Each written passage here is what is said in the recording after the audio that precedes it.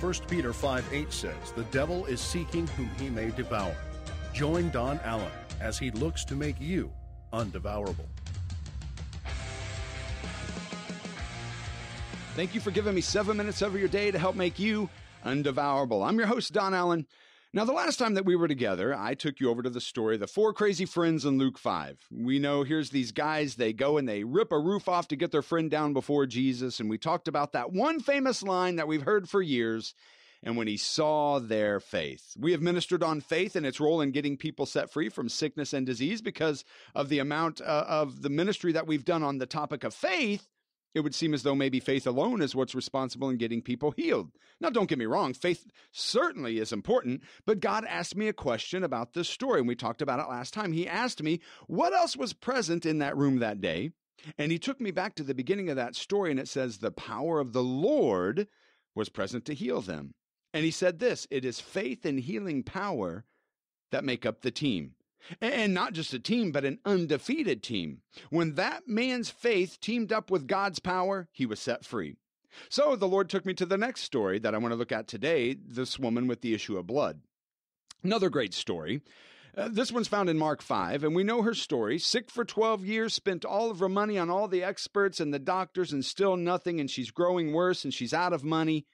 Well, someone comes along, tells this woman about Jesus, and suddenly, with this new information, she sets out with faith in finding this man because if I may touch the hem of his clothes, I shall be healed. And she comes in and she finds him, and he's surrounded with a thronging mass of people. You know, we discussed this issue a little bit last time when we were together. Those men found a crowd and a roof between them and Jesus. She finds a crowd between her and Jesus. And I love that they did not try to form some false doctrine out of the fact that they had natural circumstances trying to keep them from their miracle.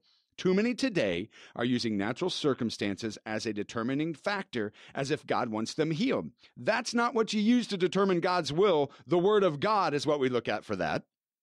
There's always going to be something trying to stand between you and your miracle, and you need to identify it, and you need to remove it, period. She didn't say, well, if he wanted me healed, he would have stopped and done it.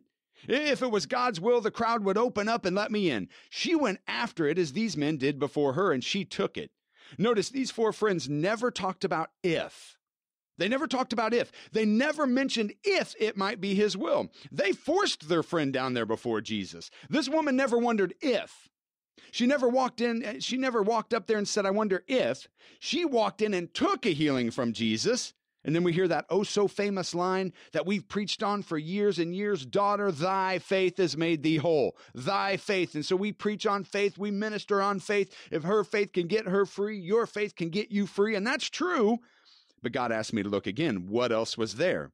It says that Jesus, knowing that virtue had gone out of him. Wait a minute. There it was again. Faith and healing power. Now that virtue must have been healing power due to the fact that she was healed. So here we see the team again, her faith, his power. But check this out, because we're talking about lacking knowledge about the other team member, healing power. Look at these that were there with Jesus that day. They knew that he was a healer. They knew this man worked miracles. As a matter of fact, they were going with him to see him heal Jairus' daughter at the time that this woman took a healing, but only she was healed. Why? It wasn't because these people didn't have faith. It's because they did not have an understanding about the healing power of God. They didn't recognize that it was readily available right in front of their faces, so much so that even after she was healed, nobody else dared to tug on the hem to at least see if maybe it might work for them. So back to our story, the man brought by four in Luke 5, it says the power of the Lord was present to heal them, but only him was healed. Why? Once again, it would appear that these people did not recognize the healing power, its availability, how it comes, or what to do with it once it had. They just saw a man who was paralyzed. He walked. Jesus tells this woman she's healed of 12 years of sickness and nobody else was healed.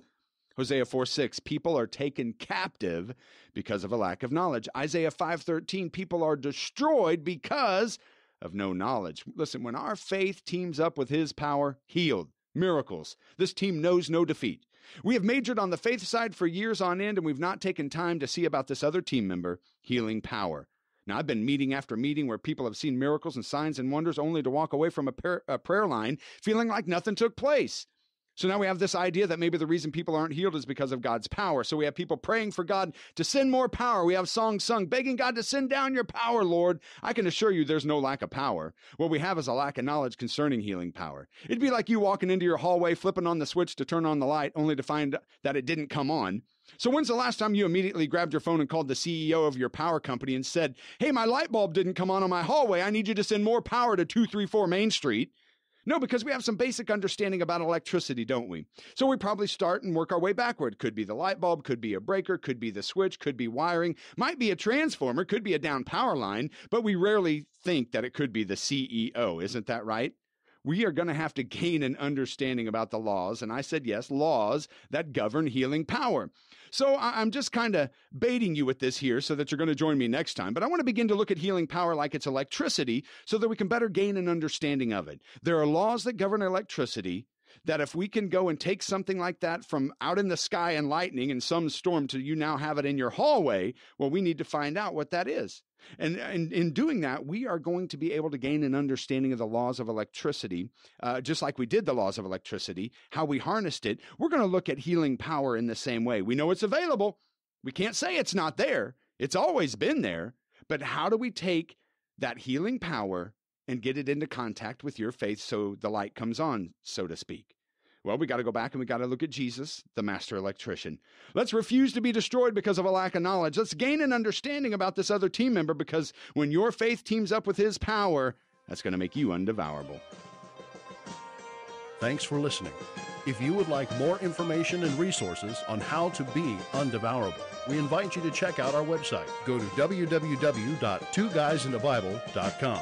That's TWOGuysAndABible.com. You can also contact Don Allen directly for prayer. His email address is don@TwoGuysAndABible.com. Telephone is 573-216-1871.